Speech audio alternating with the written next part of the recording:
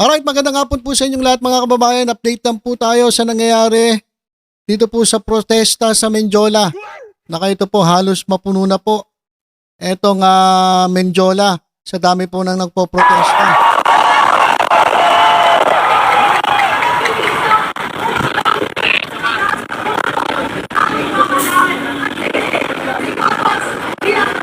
Ayan po yung nakakatakot yung mga nagtatakip na muka. Ayan po ang malamang na atasan na manggulo.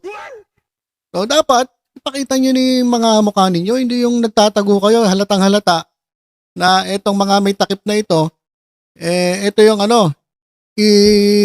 ihaharap nila para manggulo. Ganito yung style ng mga bata sa Arten Yung mga Arten boys, yung mga umaakyat dun sa mga container, tas nagnanakaw, harap-harapan, ninanakawan yung mga dumadaan sa Arten.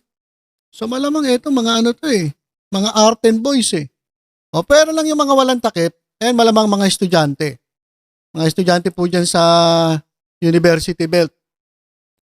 Kaya yung may mga takip, tanggalin nyo yung mga takip sa mukha ninyo. Ito po yung nangyayari ngayon live po yan mga kababayan. Pakinggan nga natin yung sinisigaw nila.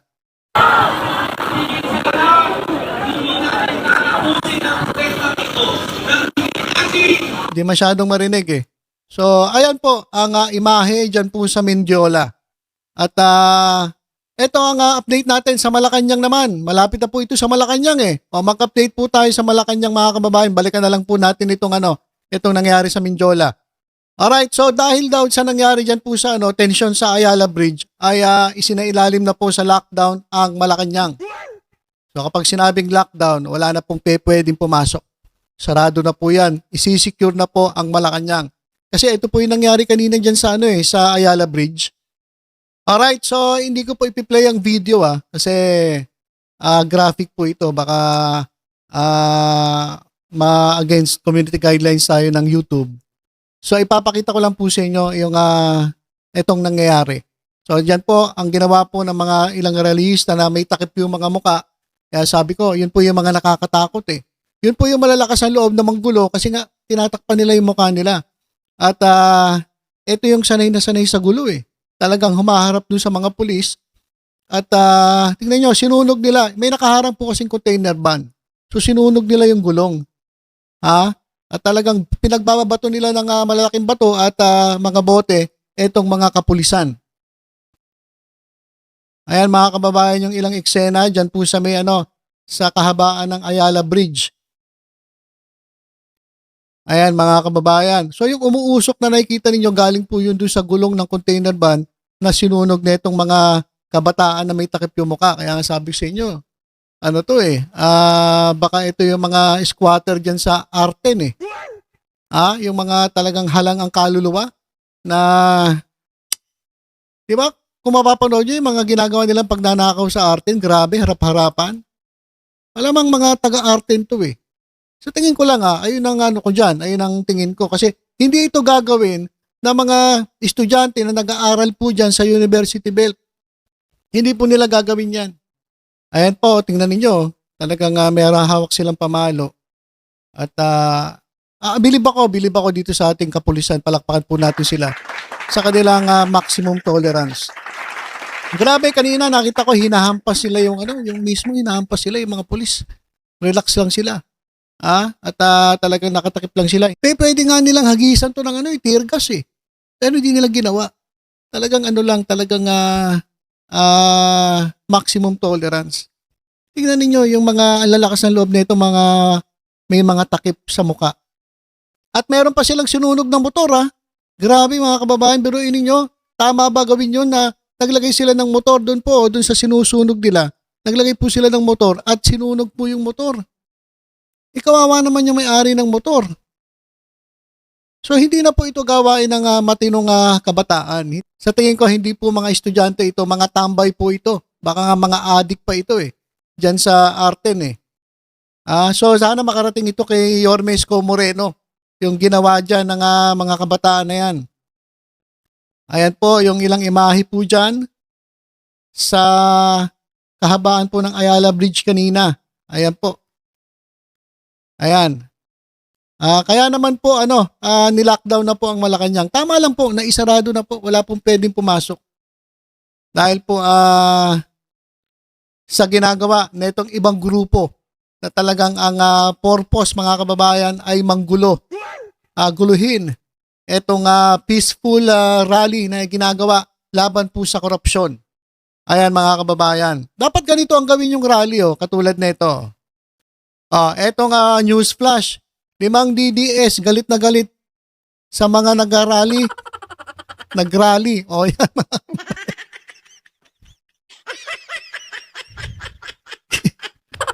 5 DDS nagagalit sila doon sa nag-rally, kaya nag-rally. Ayos. At least peaceful. At least payapa ang rally. At meron pa isa mga kababayan. Ito pong ating kaibigan na si Mark Santos Gamboa. Mag-isa po ako nag-rally sa opisina ng Diskaya sa Pasig. Tuloy ang laban against corruption. Ayan, hindi po yan si Kiko Barsaga. Baka sabihin nyo si Kiko Barsaga. Hindi po yan. Hindi po sila pares. Magkaiba po. Matino po ito si Mark Gamboa. Kaibigan po natin yan. Biruin nyo, mag-isa siya. May kasama ka naman. Hindi ka na mag-isa. Dalawa po sila nag-rally sa harapan ng opisina ng mga Diskaya. Labanan ang korupsyon. Tingnan nyo. At least tahimik, peaceful. Hindi katulad nung nangyari dyan sa may kahabaan ng Ayala Bridge. Saludo ako kay Mark Gamboa. Yan. Solo flight Baka yung videographer niya yung kasama niya. Ano sabi niya? Diskaya panagutin. Rolls Royce hilahin. Ayan. So dalawa po sila. Ngayong National Day of Protest, nagprotesta sila sa harapan po ng opisina ng Diskaya. Habang ang ilan natin mga kababayan ay busy po sa Luneta, busy po sa EDSA, si Mark Gamboa naman po ay busy po dyan sa Pasig. Talaga naman pong mag-isa na talagang nilalabanan ng korupsyon sa harapan ng opisina ng mga Diskaya. At pagkatapos po naman ng pinagagawa na itong mga tulongges, itong mga nanggulo diyan sa kahabaan ng Ayala Bridge, ayan, napusasan. Ang tatapang ninyo Ang tatapang ninyo ngayon tingnan ninyo. Napagod din sila Hindi nila kakayanin ang mga otoridad na hinayaan lang sila. Sige. Pagkatapos silang nung nag-disperse na sila, ayan, ni isa-isa na. Ayan, yung mga matatapang kanina, yung nanunog ng container van, yung nanunog ng gulong sa kanong motor. Ayan. Saka mga kababayan, ang babata pa. Alam ko mayroong 11 years old na nahuli. So hindi po ito talaga hindi po ito lumalaban pa laban sa korupsyon. Talagang ang purpose nila, ang layunin nila manggulo. Ayan po ang pinagagawa na itong mga to, yan pinusasan sila. Meron pa Ayan mga kababayan, tingnan nyo. Ang tatapang nyo kanina. Ayan, iiyak-iyak kayo. Ayan po. Ang tatapang nyo kanina. At nasan pa. Ayan, meron pa. Teka, iyak-iyak ka ngayon. Ito meron pa. Ayan pa. Tingnan nyo yung pinagagawa ninyo. Imbis na mag-rally kayo ng mapayapa. Tingnan yung pinagagawa ninyo. Ngayon, bibigyan nyo pa ng problema mga magulang ninyo.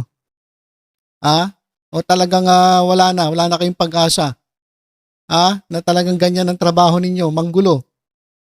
Ayan, Ayan pa, Ayan pa. Ano yan? Gulo, ginawa nila gulo tapos iyak later. Ito po yung nagagamit sa totoo lang mga kababayan. Ito po yung nagagamit ng ilang mga politiko. Ito po yung nagagamit ng mga ilang politiko. Baka nga iba dito ay nabayaran pa para lang manggulo. Naglalabas sila ng pera yung mga politiko, yung mga may sariling interes, naglalabas ng pera, babayaran ito mga kabataan, mga tambay dyan sa arte, mga squatter dyan, yung mga talagang mga magnanakaw dyan sa Arten, babayaran yan ng mga politiko. Lalapitan yung mga kapitan dyan. Ito, hanap ka ng ganito, ganito gagawin nyo, ganyan gagawin ninyo. Ganyan po ang kalakaran dyan. Huwag na tayo maglukuhan. Real talk na tayo. Oh. Ano nangyari? Ginulo nyo, nanggulo kayo. Oh, ano ang kinahinatnan? Oh, malamang makulong pa kayo. Sino? Babayaran ba kayo ng politiko? Papiansahan ba kayo ng politiko na nagbigay sa inyo ng magkano? Magkano ibinigay sa inyo para manggulo? Oh, pagkatapos nyan, ako, iwanan na kayo. Kasi huwag kayo magpapabudol, huwag kayo magpapauto sa mga politiko na ang gagamitin lang kayo. O yan. Ano ngayon? Iyak. Di ba iyak kayo ngayon? Natatapang nyo kanina. At bilang pagtatapos dito sa ating update, ito po, nagkita po yung EDSA protesters. At binupo nila. Boo! Ito pong mga pro-Duterte supporters.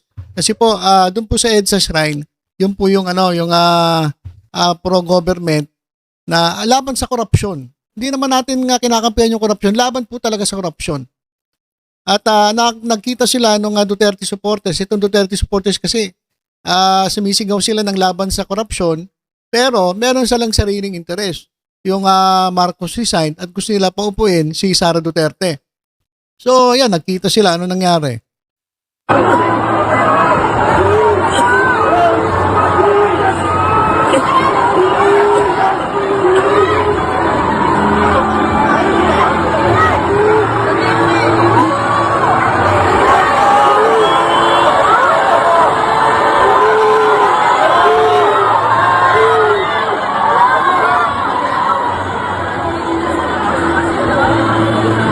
Ayan, hindi nakatikim sila ng boo. Pupunta-punta kasi kayo dyan. Dapat mag-organize kayo ng sarili ninyo. Doon kayo sa liwasan pong Bonifacio pumunta. Si Vic Rodriguez ata, tinakasan na kayo. Yung mga Duterte dyan. Wala. Di nakatikim sila ng boo galing dito sa EDSA protesters na talagang ang pinaglalaban lang po ay ang labanan po talaga ang korupsyon. So yan mga kababayan. Ito pa mga kababayan. Yan, yung mga pasaway. Yan po yung yung mga nanguna diyan sa panggugulo diyan po sa kahabaan ng Ayala Bridge, mga kababayan. So ilan po muna ang ating update mga kababayan. Basta tutok-tutok lang po kayo dito sa Batang Maynila. To ay sa ipapambalita. Ingat po tayong lahat. God bless po.